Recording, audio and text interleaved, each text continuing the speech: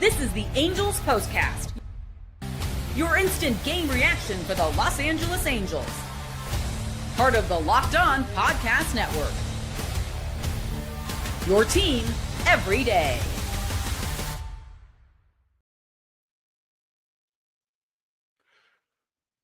Hello, Halo Nation.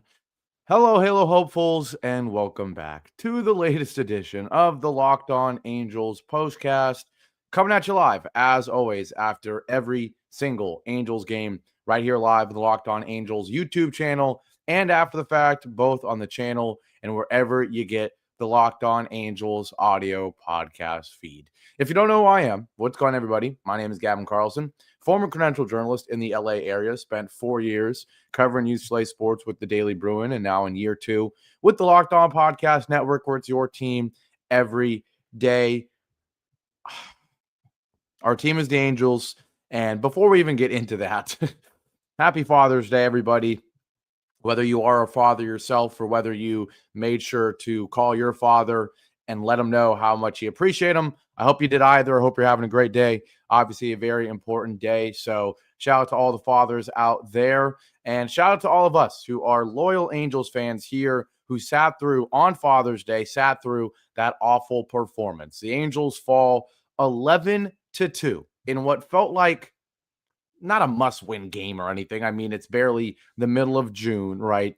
But you came into this 7-game road trip, 3 against the Orioles, 4 against the Yankees, going, well, you know, if this is a serious team this year, you would love to win 2 out of 3 against an Orioles team that comes into the series 27-40.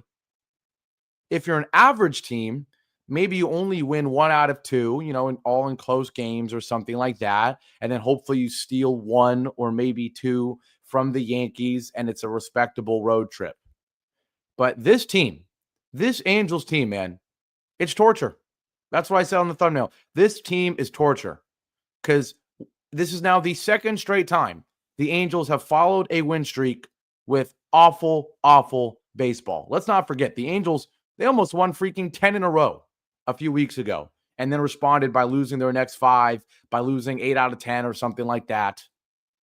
And today, 3 days removed, or 3 games removed from a sweep of the A's, a nice little, you know, positive record. I believe 8 of your last 10 or something in the win column.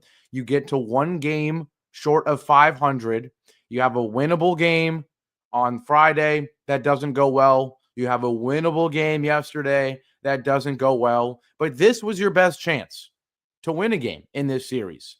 Kikuchi, your ace, a sub-3 ERA, you know, some guys in the lineup playing good baseball right now. The Netos, the Shanuels, the Wards after what we saw yesterday. Rengifo is suddenly playing the best baseball he's ever played. You got d'Arnaud in the lineup since O'Hoppy's been so bad. Trout is a wild card, right? Joe Adell had a hot streak and then struggled a bit, but still not terrible coming into this series and this game, right? Plenty of reasons to think even after losing the last 2 games, there's no way this team, right? This team, certainly a team, an Angels team in years past, but no way this team, this 2025 team that has shown energy, that's shown resilience, that's shown the ability to score in the beginning of games in the first inning, to score in the 9th inning, right? Surely this team could at least just win this game with your back against the wall after losing the first 2, after the 4 tough games you got ahead. Surely this would be the one you'd win, or at least show up and make it another coin flip game like the last 2. But instead, the Angels gave us their worst performance of the series, their worst performance in a while, falling 11-2. And when I mean they did nothing right, I mean it. You know, I was, you know, it's obvious, but you always want to break it up into the different aspects of a team, right? The starting pitching, the relief pitching, the lineup, and the management. I mean, 0 for 4 today. 0 for 4. You only put up 5 hits. You commit 2 errors. I didn't even mention the field, right? So there's really 5 aspects, right? And you could say base running and stuff, but we never do anything base running, so we don't even need to talk about that. But think about it. The hitting, not good. 5 hits. The fielding, not good. 2 errors. The pitching, not good. Kikuchi gives up 5 runs. The relief pitching, excuse me, awful today. Awful, right? Not a single aspect of this game was even respectable, right? So, again, the only thing that's consistent about the Angels this year is that they are inconsistent, and we saw that again this series, coming off a sweep of the A's, and no one was acting like the A's sweep was an important sweep because the A's were a good baseball team, right? As someone who was saying how important I felt like that series was, it had nothing to do with the opponent. If anything, it's because of how weak we all agree the opponent is that I felt like this is a huge opportunity to steal 3 wins, right? Heading into this huge road trip. But instead, it just proves how bad the A's are and how bad we are against decent opponents, right? And that's the Orioles are still 30-40 after sweeping us. So I don't even know if decent opponent is fair to say here. They're certainly more talented than the A's. But my goodness, we made a lot of guys on this Orioles team that have been struggling look really freaking good this series, and especially in this game. And that's where we're starting with the player of the game. This is the Locked On Player of the Game. And it has to be Gary Sanchez. I mean, I was all critical of Tyler Anderson yesterday for giving up a home run to Gary Sanchez with how bad he's been and very limited at bats, that is, coming back from the injured list, but still, he was awful. The average was below 100. The OPS was below 300. And now, yesterday, he hits a home run off Tyler Anderson. Today, 2 for 4 with, of course, the dagger, the knockout blow, a grand slam in the bottom of the 7th inning against Brogdon. The bases were juiced. He was able to get a strikeout. You were thinking he was going to maybe get out of the inning, keep it at 5-2, and give the Angels an opportunity in the top of the 8th to get 1 or 2, and then maybe in the top of the 9th get 1 or 2, right? But instead, Connor Brogdon throws a pitch. And I can't even believe that in big 2025, Gary Sanchez is hitting balls like this, right? But you have to give him his credit, right? He won 1 pitch, and Brogdon throws a fastball above the letters, high cheese, 95 miles an hour. But unfortunately, Gary Sanchez was looking for it. 103.1 exit velo, 387 feet. And just like that, a 5-2 ball game that's likely an Orioles win, but at least the Angels certainly have a chance. We've seen crazier comebacks from them this season. Turns into this game's over. This game's over, right? So Gary Sanchez, 0 home runs coming into the series, and he goes deep back-to-back games. This one a grand slam to cap off a 2 for 4 performance, 4 RBIs, and 2 runs for him. I mean, there was other guys on the Orioles that certainly could have been the player of the game. Westberg, another guy whose average was below 230, right? Oh, how about a nice 2 for 4, 3 runs, 2 RBIs, had a walk as well. Arias, he's been solid this year, but more of a contact hitter. Well, not today. 2 for 5, 2 RBIs, 2 runs, because he hits a first inning home run off of Kikuchi, a 2-run shot that made it 2-1, right? And then even Gunnar Henderson, we know the superstar he is, but he's been decent this year, not spectacular. Well, how about a 2 for 3 with a walk and 2 runs for him as well, right? So just so many guys played well for the Orioles today, and so many guys for the Angels did not.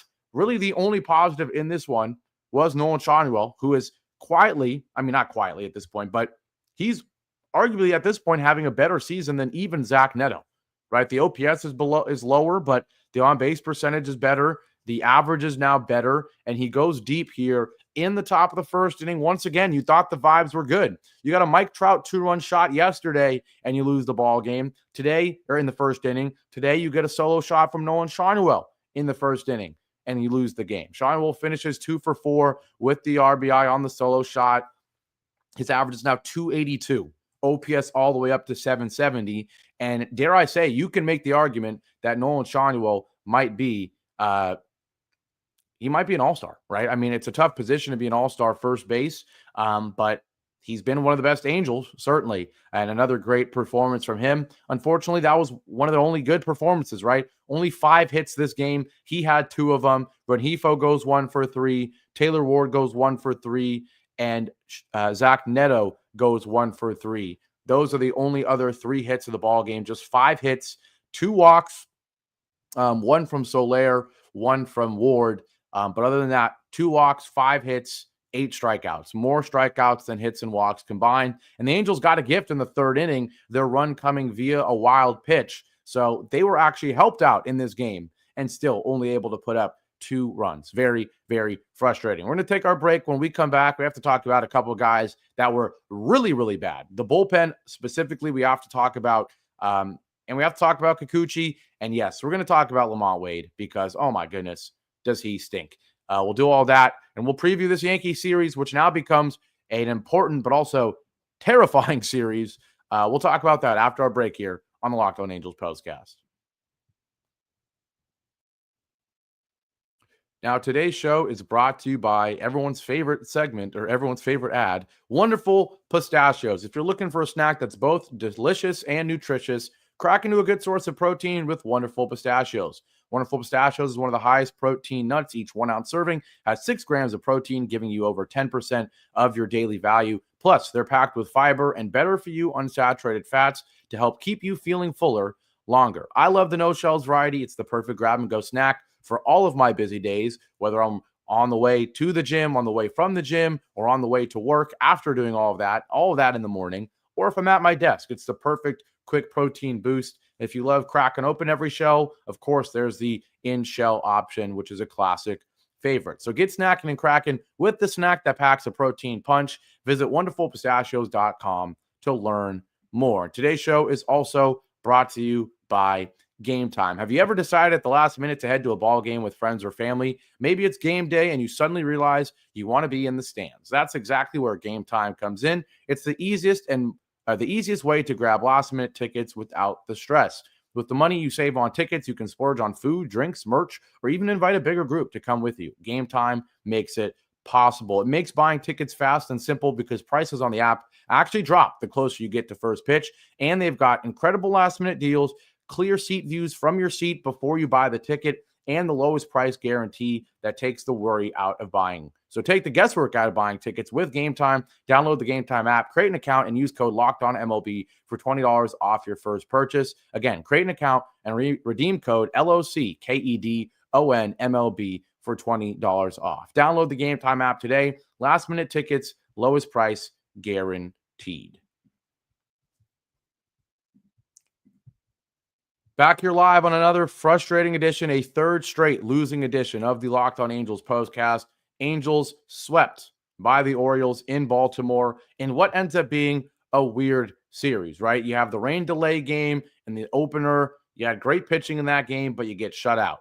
Then you have yesterday's game. You go up 2-0 with a Mike Trout home run in the first inning, and yet it's that 6th inning from Tyler Anderson, 2 home runs, Cedric Mullins, and then Gary Sanchez that ultimately killed you in that one. And then in this one, nothing went right.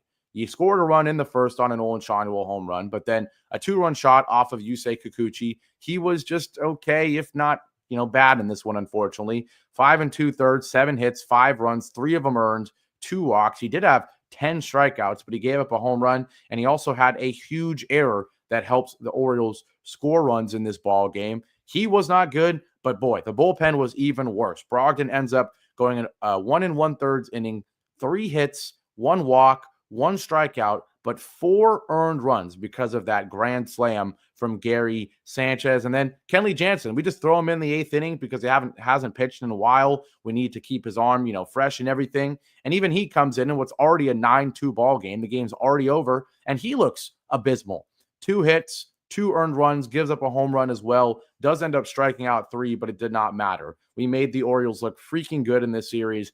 Arias with the home run, Gary Sanchez with the grand slam, and then Westberg with a home run off of Kenley Jansen, a 2-run shot there. So whole lot of home runs for the Orioles. They had 12 hits, 11 runs. They struck out 14 times, ironically, but they still were able to use the fly ball game. Looked like the Angels a little bit and pick up the huge win. We have to talk about Lamont Wade, right? Because Angels win says, Gavin, why is Lamont Wade on the roster? Akura Man says, score was 5-2, bases loaded, and Ron puts in who? Lamont. Why? And yes, Angel Antonius brings up a good point. Who were his other options, right? But then guess what? Akura Man brings up a great point. Would rather have Paris or Lugo up. Let's see what they got. Can't yo-yo people, then expect them to be successful. And yes, Angel Antonius, I agree. Would have been nice to have Chris Taylor. And I never thought I would say that, but watching Lamont Wade has made me say that, because Lamont Wade now has still not gotten a hit for the Angels since he's come up. And oh, by the way, he's basically struck out every single time. I mean, in so far as an Angel, 7 at-bats, 5 strikeouts, no hits. The average is 0. He hasn't even got on via the walk. At least Christian Moore yesterday got on via the walk. Lamont Wade, 0 for 7, 5 strikeouts, no walks. That's just downright embarrassing. It really is, right? And this is a guy who, does he suck against lefties? Yes. Do you want him to be a guy that comes in against righties and maybe gives you the occasional home run to right field? Yes. But for him to do it against righties, against lefties, against everything, just not do anything, it's just bad, right? And Kerman bringing up a good point. Last night, Ron put in Kingery over Soler. Ron is a joke. Ron is the worst manager of the year. Oh, man. He has made questionable decisions. He did it again today. And personally, I would have liked to see Christian Moore, play this ball game, or start this ball game. I get it. He doesn't have a hit yet, but neither does Lamont Wade. And at least Christian Moore was just called up 2 days ago. The guy is going to take some time. So if you're not willing to give the guy a week before he feels like a big league player, then what's the point of bringing him up? Right? We're talking about the yo-yoing of Paris and Lugo. At least we gave them weeks before we sent them down. And I'm not saying we sent down Christian Moore, but after 2 games, you're already benching him. Let the guy start for 5, 6, 7, 8 games in a row. And if he hasn't done anything in 8 games, then you need to adjust things, right? But guess what? You've already in his head, because now he's feeling, you don't think he's already feeling bad about having no hits in the first 2 games? Of course he is. But now you pull him, making it seem like you are penalizing him for those first 2 starts, and now his confidence is in the gutters. And now guess what? You're going to start him at second base at Yankee Stadium with all the pressure and all the hoopla that comes with that, and be surprised and be critical when he struggles in that series. Ridiculous. So that frustrates me. Newman with an error, which is infuriating given he does nothing. So, you can't be hitting 191, striking out twice in your 2 at-bats, and also commit an error, right? That's infuriating. Soler right back to his regular scheduled programming, 0 for 3 with 2 strikeouts. Mike Trout 0 for 4 with 2 strikeouts. Joe Adell 0 for 3 with the strikeout. Just so many bad performances in this ball game. And quite frankly, I don't want to talk about this series anymore. I want to look forward to the upcoming series because, of course, now a massive series in New York against the Yankees. Coming into the series, I said you win 3 out of 7, and it's a successful road trip, right? We knew it was going to be tough, even though the Orioles are no good. I said win 3 out of 4. Well, guess what? Or 3 out of 7. Well, guess what? You would now have to win 3 out of 4 against the Yankees to do that. That's not going to happen. I think the lofty goal is to split this series and go 2-2, but most likely the goal is just to go 1-3. I hate to say it. Schmidt will be pitching for the Yankees tomorrow, 3-3 with a 3.6 ERA. Soriano on the mound for the Angels. This will be a great test for him, right? Going against guys like Aaron Judge, like Cody Bellinger, right? It'll be interesting to see how he manages a lineup that's got different types of hitters, guys like DJ LeMahieu that are going to be contact guys like Aaron Judge that are going to hit the ball 800 feet, right? We have to mess with that short porch. Would love to see the Angels take advantage of the little ballpark they have there in New York City. We know we're a team that relies on home runs. They kind of do as well, but let's see. Let's have a Joe Adell home run that barely gets over the wall. Let's have Sean Newell steal one, right? Let's have maybe Christian Moore go deep in this series, hitting one to the right or left field porch, right? Let's take advantage of the small park. We know we need the home runs. Let's make it interesting. And yes, like Angel Antonio says here, maybe they'll surprise us like they did against the Dodgers. The Angels do not have a good record against teams with a win percentage of over 500, but that Dodgers series was an example, was evidence, was proof that when this team is fired up and focused and ready to go, every once in a while they can surprise some people, right? So do I think the Angels are going to win this series? No. But would I be shocked if we see a completely different looking ball club that looks focused, looks fired up? No, I wouldn't be, to be honest. I remember games against the Yankees last year kind of looking like that. So let's win a game, at least, maybe 2. Tomorrow might be the best shot with Soriano on the mound, coming off of 3 losses in a row. Let's make it happen. Let's make it happen. But we're going to wrap this one up. Shout out to everybody in here. Go enjoy the rest of your Father's Day. Tell your father you love him. If you are a father, make sure you are told that you are loved and appreciated. Have a great rest of your Sunday. We'll be back here tomorrow night. The game's at 4, so expect the show to be live around 7, and hopefully it'll be after a win. Take care, everybody. Have a great rest of your Sunday, a great rest of your Father's Day. Keep your heads up and go Angels. Take care, everybody.